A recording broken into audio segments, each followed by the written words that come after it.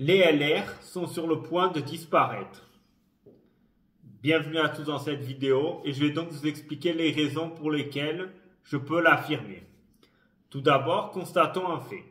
Ce parti est devenu sur le plan politique en France quasiment insignifiant.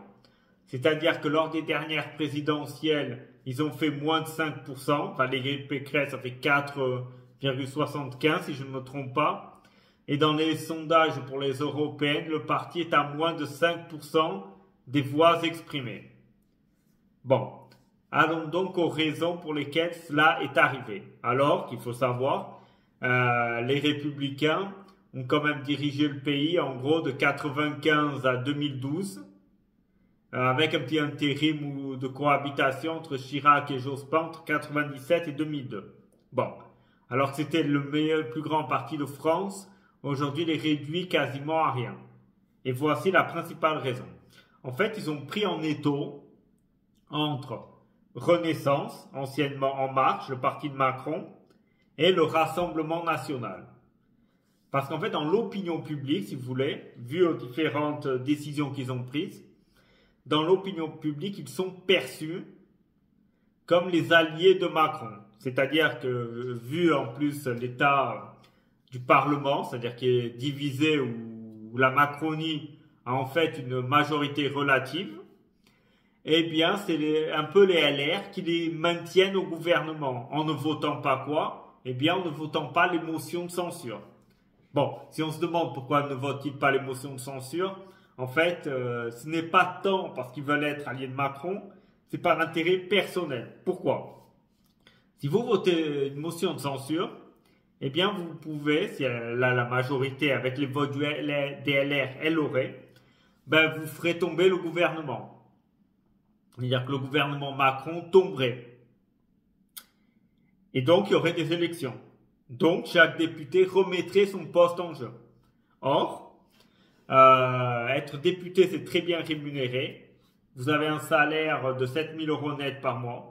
Puis les avantages, quoi, logement, voiture de fonction, chauffeur, les restaurants quasiment gratuits, puis tous les avantages directs et indirects que le pouvoir vous donne.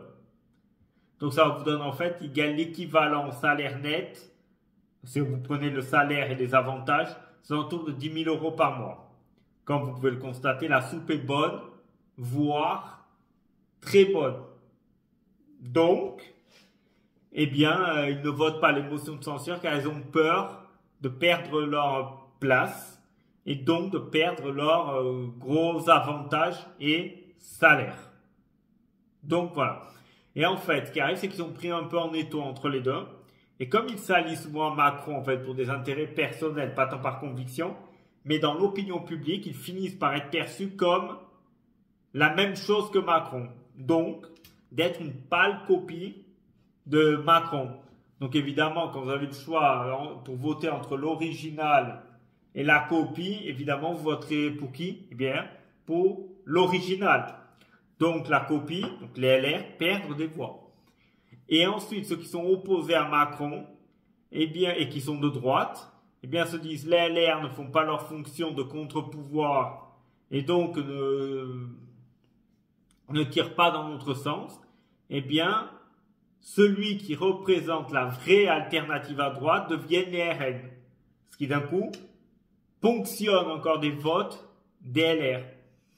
Et c'est ça qui rend que ce parti va vers l'insignifiance. C'est-à-dire qu'en fait ils ont pris un peu en étau et ils n'ont pas trouvé de ligne directrice, de politique entre les deux. C'est-à-dire entre la Macronie et entre les Républicains. Pourquoi? Parce qu'en fait la Macronie, qui est soi-disant un parti de centre, d'ailleurs c'est comme ça qu'il a été élu, hein. Ni droite ni gauche, hein, vous connaissez. En réalité c'est un parti de droite, voire même presque plus à droite que les Républicains. Donc, les Républicains ont du mal à se positionner, ils sont pris un peu en étau, et se sont fait en fait dépasser par Macron.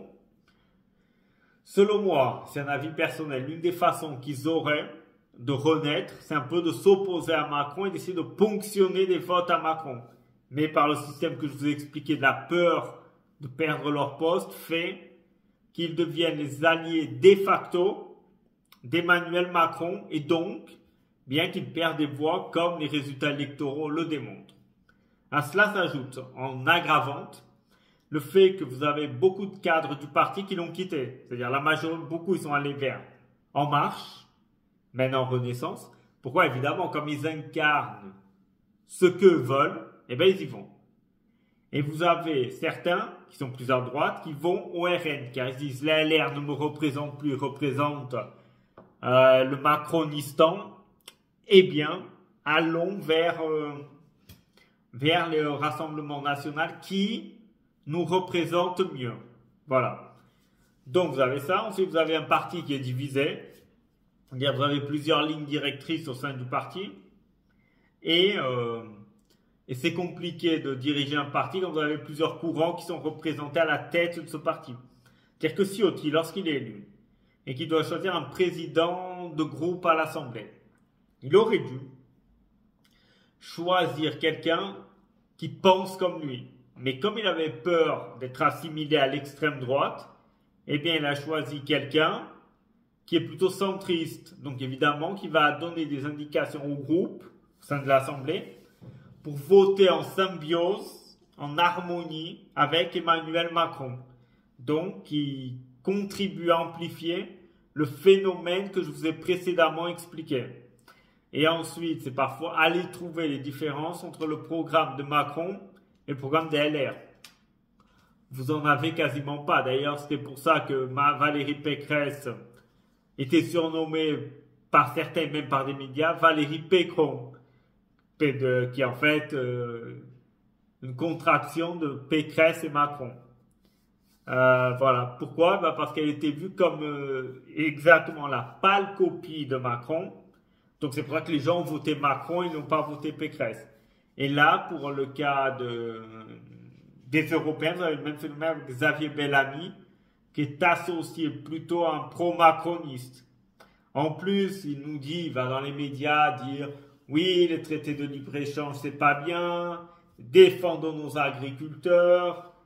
C'est pas bien, la pollution et tout ça et tout. » Bon, rappelons au passage qu'il a voté pour tous les traités de libre-échange, même celui avec la Nouvelle-Zélande, où il y a du lait qui fait 20 000 km de bateau pour venir en Europe. Cherchez l'erreur, encore une fois. Donc en fait, c'est ça, pour finir cette vidéo, donc pour conclure, c'est ça le problème des LR. Le problème des LR est un problème de positionnement et qui sont pris en étau entre deux. Donc c'est pour ça qu'ils auront du mal. Comme je le dis, au moins devriez s'opposer à Macron, essayer de proposer un programme viable et une alternative. Et bien sûr, ne pas refuser les alliances avec le RN ponctuelles sur certains sujets, car en le faisant, eh bien, ils amènent en fait plus de voix vers le RN, car c'est le RN qui va représenter la vraie opposition à Macron, car eux, par opposition au RN, finissent par s'allier à Renaissance. Ce qui crée un malaise chez les électeurs qui se tournent soit vers Macron s'ils sont plus centristes, soit vers le RN et le parti est réduit quasiment à l'indigence. Voilà. Bon, c'était une petite vidéo donc, pour vous expliquer pourquoi les LR sont devenus un parti insignifiant.